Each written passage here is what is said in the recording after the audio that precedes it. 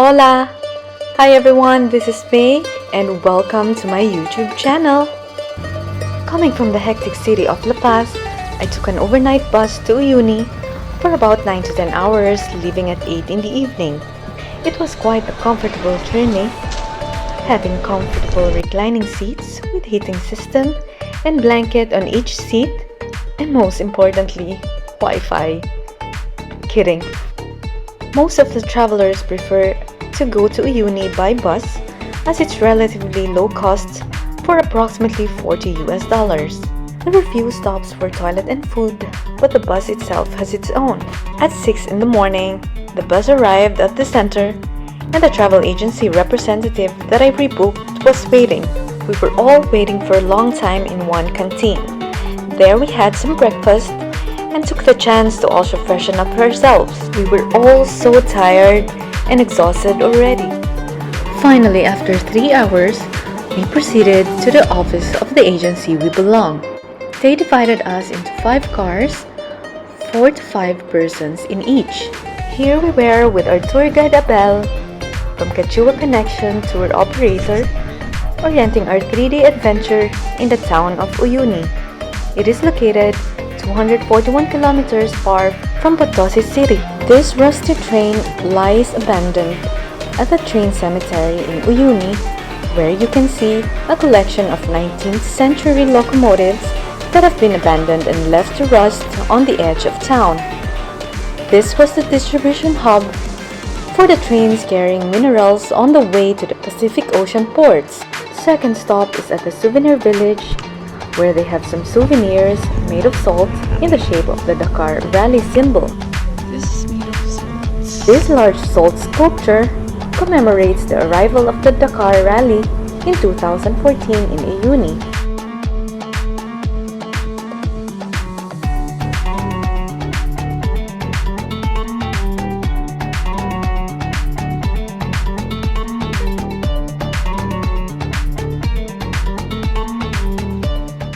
Straight away,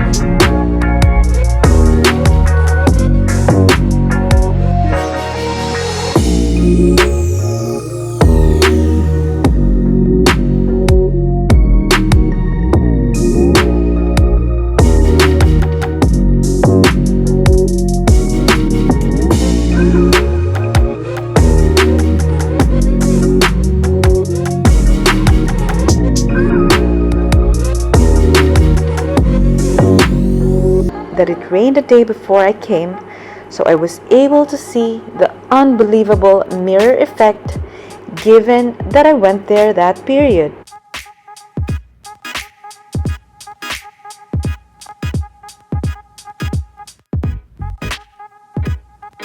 And here's a little MTV for you from my group.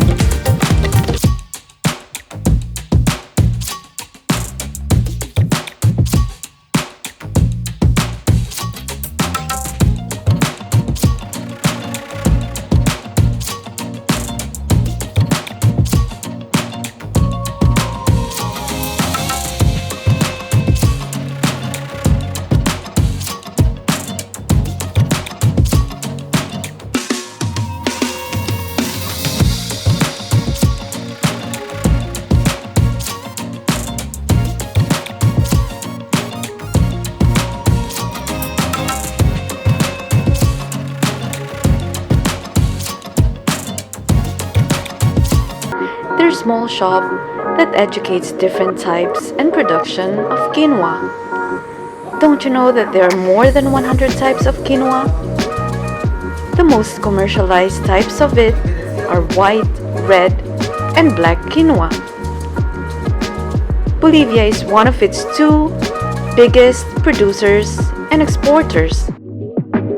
Botanically speaking, quinoa is not a grain but actually a relative of spinach and beets.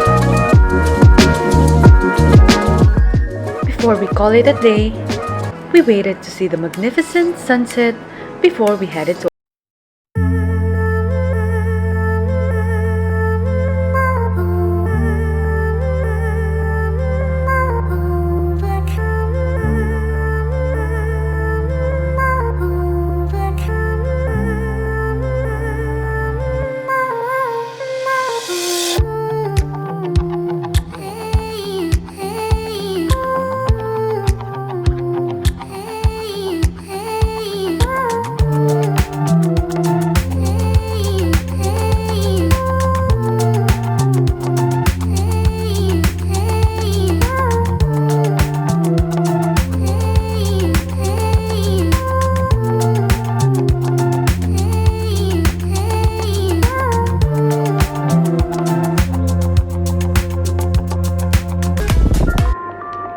I didn't know what to expect on the first night, but we stayed at the hostel that is made of salt, like everywhere.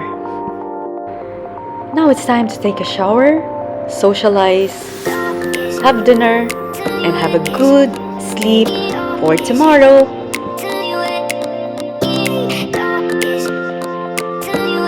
On our second day after breakfast, we went to our first stop, which is in Kawasi, or Fisher Island, an island in the middle of the Bolivian salt flat.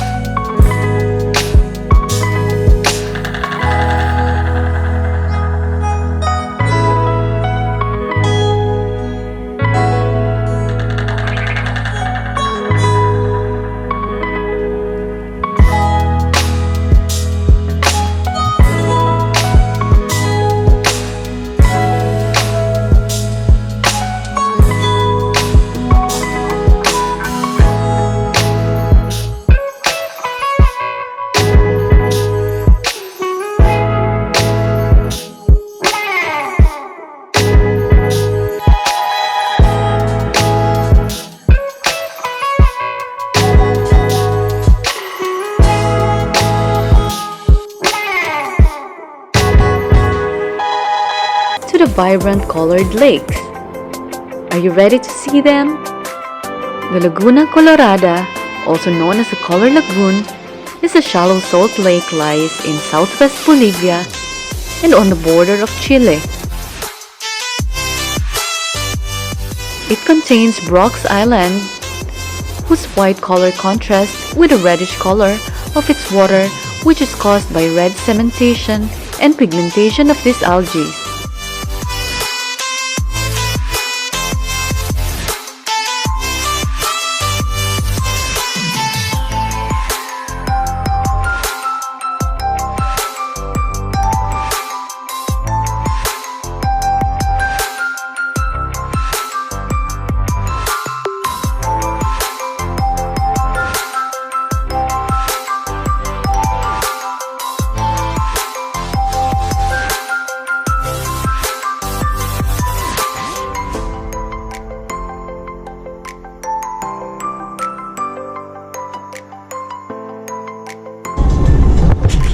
Driving towards the next lake, we happened to see some foxes when our car broke down and waited for the other cars for help.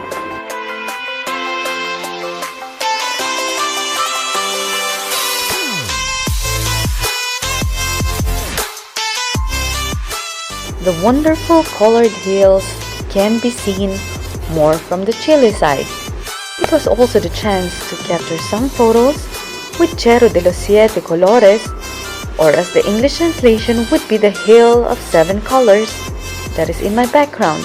Yes guys, behind those hills on my background is already the country Chile.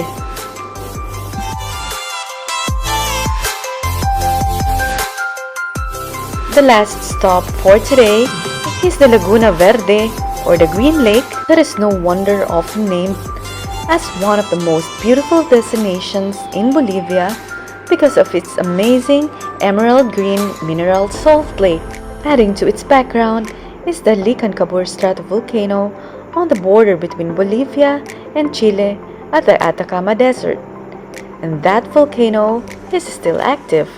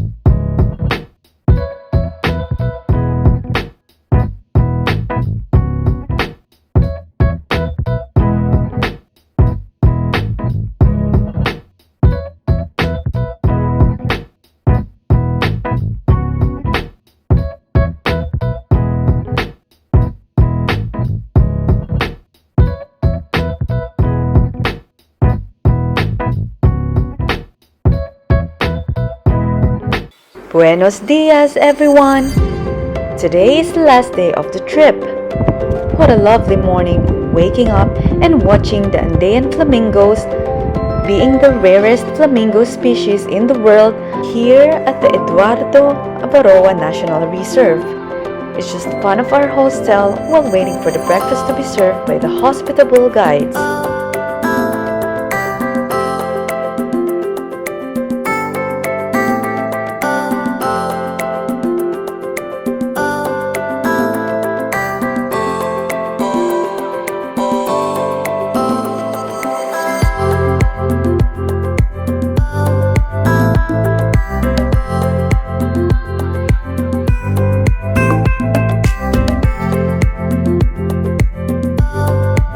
After we got energized from the breakfast, we are now good to go.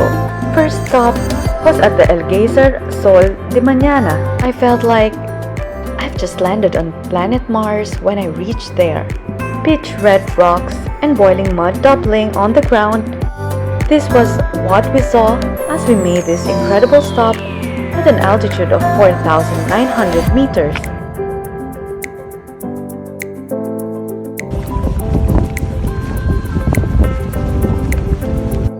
Then we found a spot to have our lunch and some desert jingle break. The final stop for this trip before heading to the tour agency's office was to check out some llamas and chase after them.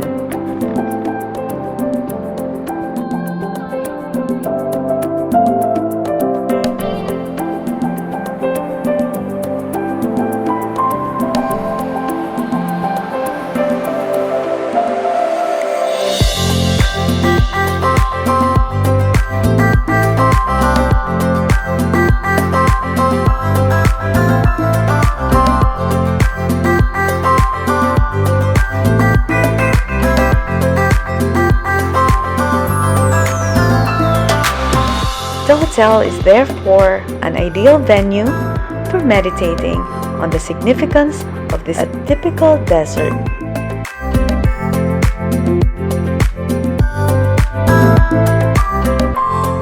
They also have this jeep just in front of my room to experience and watch the sunset over the Salar.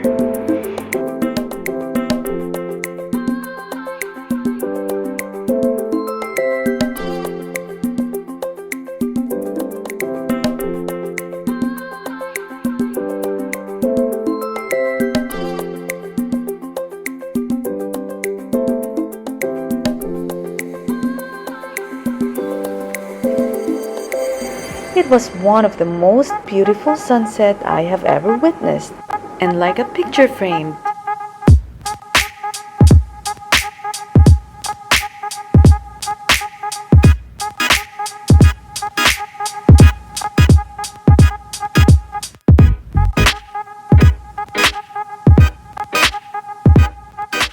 I decided to go back to my room and take a rest, freshen up myself for dinner in the hotel.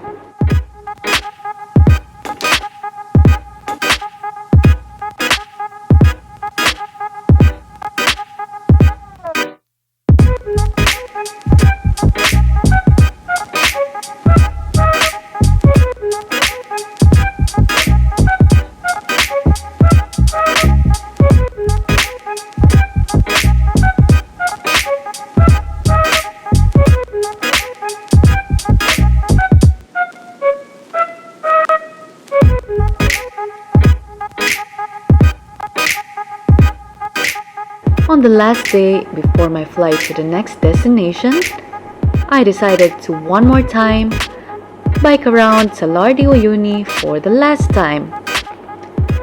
Cycling in the salt lake was such a struggle and gave me muscle pain the next day, but it was fun and memorable experience of a lifetime.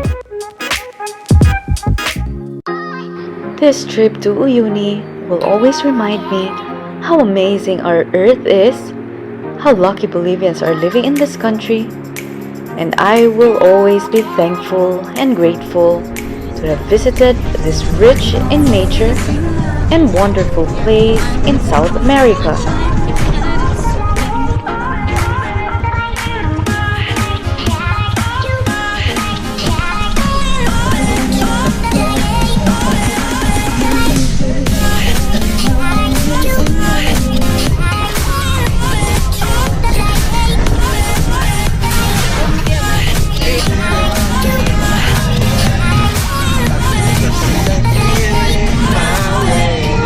That's it, guys. Thanks for watching and see you on my next vlog.